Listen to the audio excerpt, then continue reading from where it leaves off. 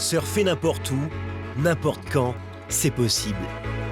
Inspirées des plus belles vagues naturelles, les piscines à vagues artificielles fleurissent dans le monde entier. Plus besoin d'attendre la bonne orientation de houle, le bon coefficient de marée, la vague artificielle est surfable 365 jours par an. Peut-être qu'un jour, le meilleur surfeur du monde sera originaire du centre de la France. Le phénomène est tel qu'on voit apparaître des surfeurs de piscine, là où avant, la discipline n'existait pas. Ces piscines à vagues, on les appelle les Cook Gardens, les jardins des ploucs, pour dénoncer justement le fait que ces piscines à vagues, elles sont à l'inverse des valeurs du surf. Mais la surf culture évolue et devient olympique. La course à la performance entre les nations est de plus en plus poussée. On ne pourra pas être performant si on n'a pas ce genre d'équipement. Ça fait partie d'une évolution naturelle du surf et c'est fantastique. Alors, quel avenir pour le surf peut-on envisager? Les vagues artificielles représentent-elles le futur de la discipline? Moi, je suis un gars de la plage. J'ai toujours été les pieds dans le sable. Donc, pour moi, le surf, c'est l'océan. Surfer dans une piscine à vagues, c'est un peu comme surfer en captivité. Pour les surfeurs, la quête de la vague parfaite est une obsession. La vague qu'on attend qui n'arrive pas, ou la vague fantôme qui va arriver au large, c'est toute la magie du surf.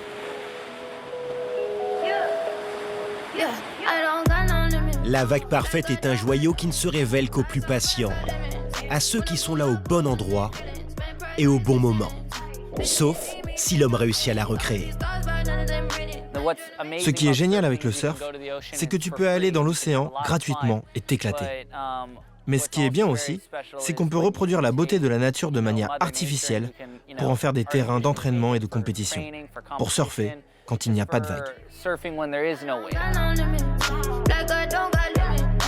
Les vagues artificielles existent depuis longtemps, mais jusqu'alors, elles étaient essentiellement statiques ou plutôt molles, très loin de la beauté et de la puissance des vagues naturelles.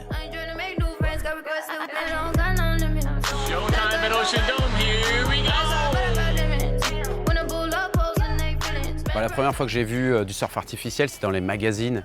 Des premières vagues artificielles, c'était au Japon, mais aussi à Étampes, non loin de Paris. Donc c'était une curiosité pour les surfeurs. Je pense que c'est important que le surf se modernise et s'adapte à l'évolution. Il a fallu attendre 2015 pour concevoir en bassin la vague parfaite qui fait rêver tous les surfeurs. Imaginée par Kelly Slater, légende de la discipline, elle est située dans les terres en Californie, à une centaine de kilomètres de la côte. La vague déroule sur plus de 600 mètres de long, permettant d'enchaîner les manœuvres techniques et bien sûr les tubes. Kelly Slater a réussi à créer une vague vraiment parfaite.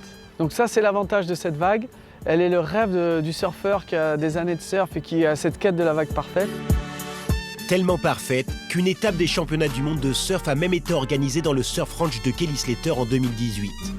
Une première qui ouvre un nouveau chapitre dans l'histoire de la discipline. La compétition se déroule dans une arène géante, s'affranchissant des contraintes de la météo. Il n'y a plus besoin de bloquer un créneau de 15 jours comme à l'ordinaire. La compétition se déroule en une seule journée. On voit aussi que pour le surf business, c'est de nouvelles opportunités. Ça permet de donner rendez-vous à un lieu précis avec des horaires précises. Les meilleurs surfeurs qui se retrouvent face à face sur la même vague aussi. Ça permet de les comparer sur la même vague. Mais petit bémol, il faut compter au moins 20 minutes entre chaque vague. J'ai trouvé ça bien, c'était une super initiative. J'ai trouvé ça aussi un peu mal mis en scène dans la façon d'où ils ont mis les critères de jugement. Le temps entre les vagues était un peu long. C'est une vague où on doit pouvoir s'exprimer de façon plus spectaculaire. Il faudrait donner plus de chance aux surfeurs de se lâcher. Donc elle n'engage pas à prendre des risques. Pas si parfait que ça le Surf Ranch. Le King Kelly et ses ingénieurs en aéronautique l'ont conçu en réadaptant la vieille technologie des bassins de carène qui permet de tester la résistance des bateaux face à la houle. En bref, cette locomotive fait avancer sous l'eau une énorme coque immergée qui crée une vague, un système imposant qui a ses défauts. C'est vraiment la vague que tu rêves de prendre avec un tube et tout ça. Elle est très longue, mais du coup, tu n'as pas trop envie de tomber. Du coup, tu vas quand même la surfer un peu safe, on va dire. Une vague parfaite, mais qui n'assure pas à Kelly Slater d'être le prochain leader mondial de la production de vagues artificielles. Il y a d'autres prétendants au titre, comme le concepteur espagnol Wave Garden, ou encore Surf Lake en Australie, dont les vagues sont générées par cet énorme piston qui monte et qui descend. Mais c'est du côté des États-Unis qu'a été conçue une nouvelle technologie ingénieuse et complexe. 180 vagues par heure, adaptable selon le style de surf recherché. C'est l'American Wave Machine à Waco, au Texas. On a plusieurs facettes du surf. Le tube, la manœuvre aérienne, la vague à manœuvre. Et elle a ces 3 facettes très abouties et elle permet de vraiment s'éclater avec la fréquence de vague. Ça permet de développer un coaching vers là où vont les critères de jugement actuellement, c'est-à-dire un surf très spectaculaire. Et c'est aujourd'hui la limite du coaching dans l'océan. On a beau avoir tous les paramètres, beaucoup d'avancées, on ne pourra jamais maîtriser cet élément, alors que dans la piscine, on a l'impression de pouvoir le maîtriser. Didier a entraîné son fils Sam à Wako. La piscine lui garantit un espace d'entraînement sûr et des vagues à l'appel. Le jeune Français de 15 ans n'a plus qu'à se concentrer sur son surf et sur ses manœuvres aériennes.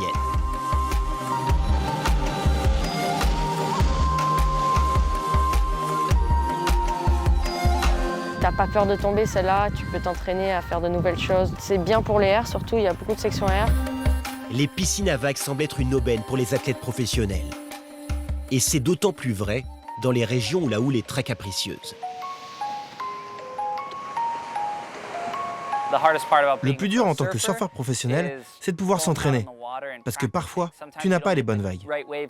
Tandis que dans une piscine, tu peux pratiquer et apprendre de nouvelles choses plus facilement. Donc je pense que c'est une bonne chose pour les athlètes. Pour les grandes nations du surf, avoir sa piscine à vagues est devenu un véritable enjeu. L'Australie dispose de 2 vagues artificielles. En Angleterre, il existe Snowdomia et une deuxième devrait voir le jour à Bristol. La Chine en posséderait une aussi si l'on en croit les images de cette vidéo. Une piscine qui ressemble étrangement à celle de Kelly Slater. Et la France dans tout ça? La Fédération française de surf semble s'y intéresser de très près. Les vagues artificielles aujourd'hui, pour nous, c'est d'abord un nouveau concept d'entraînement.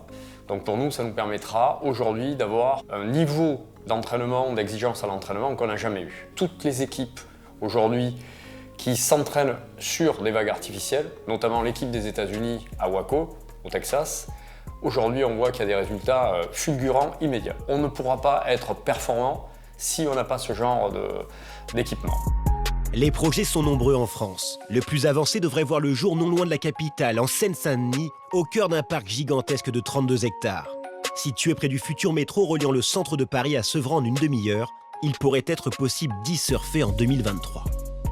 On n'a pas encore choisi la technologie, on discute avec 2 fabricants. Le choix de la technologie va être aussi lié au choix de tous les publics, qu'on peut attirer à la fois des touristes, des sportifs, des Parisiens, mais aussi beaucoup le public des scolaires. Dans Seine-Saint-Denis, un jeune sur 2 ne sait pas nager en arrivant au collège. Le plaisir de la glisse est une dimension importante même pour apprendre à nager après.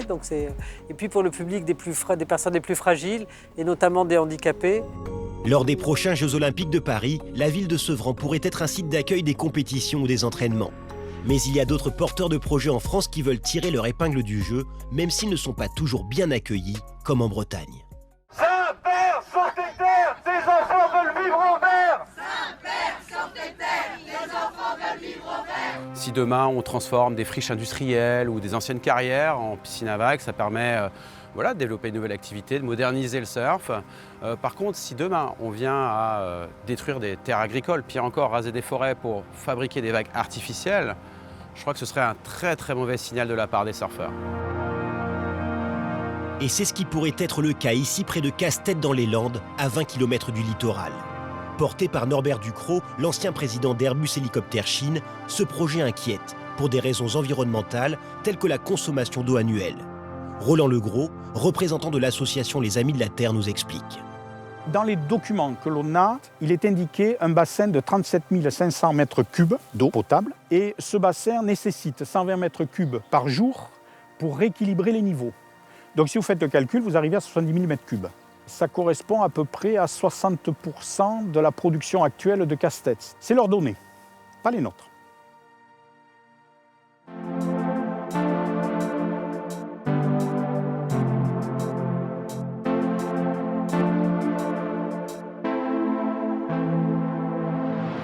Les inquiétudes sont aussi d'ordre économique. Combien de clients faut-il à la journée pour rentabiliser l'investissement? Et qui peut réellement profiter de ces vagues artificielles?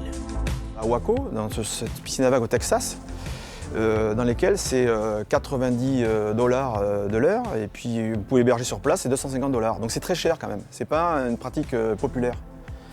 Et après, ça change la nature du surf. Alors effectivement, on va avoir des jeunes surfeurs de 12 ans qui vont exceller dans ce type de vagues. parce qu'ils font des gammes, mais c'est pas forcément des musiciens, quoi. Le musicien, c'est celui qui va trouver le flow à chaque fois. Et le flow se travaille dans la relation avec l'environnement. Il faut essayer de comprendre l'humeur de la vague, ses caprices.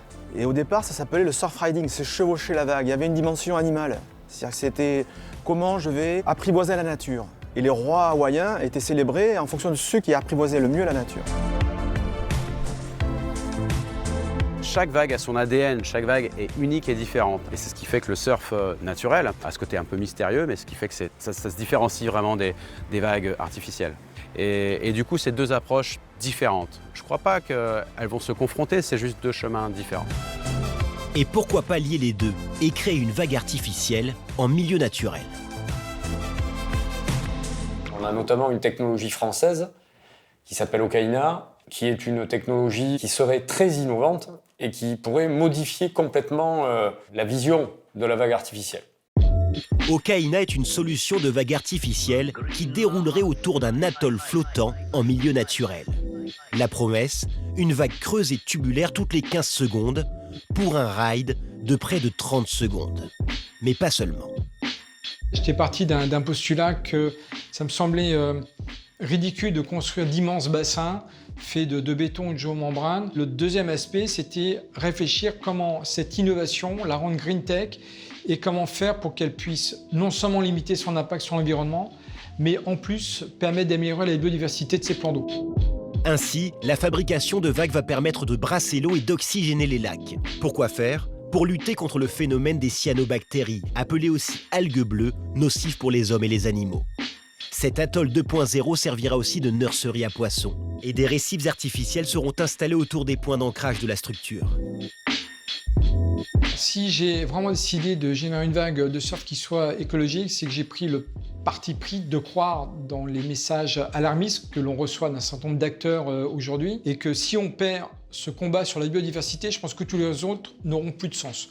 Donc on n'a plus beaucoup de temps à perdre, autant agir et surtout éviter de reproduire les modèles qui datent du XXe siècle pour essayer de s'orienter sur des modèles qui soient innovants.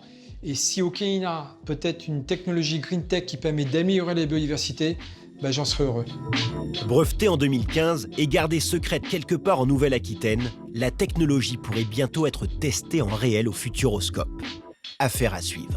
Si la technologie d'Okaina Wave va au bout, je suis certain que là, par contre, le sujet sera très différent, puisqu'il n'y a plus de construction de bassins, puisque là, ça amène un plus dans la gestion des plans d'eau, fermés, etc. Donc, non, ça c'est un sujet très important. Mais je pense que les technologies vont continuer à évoluer et que les vagues seront de plus en plus performantes et qu'il y en aura de plus en plus.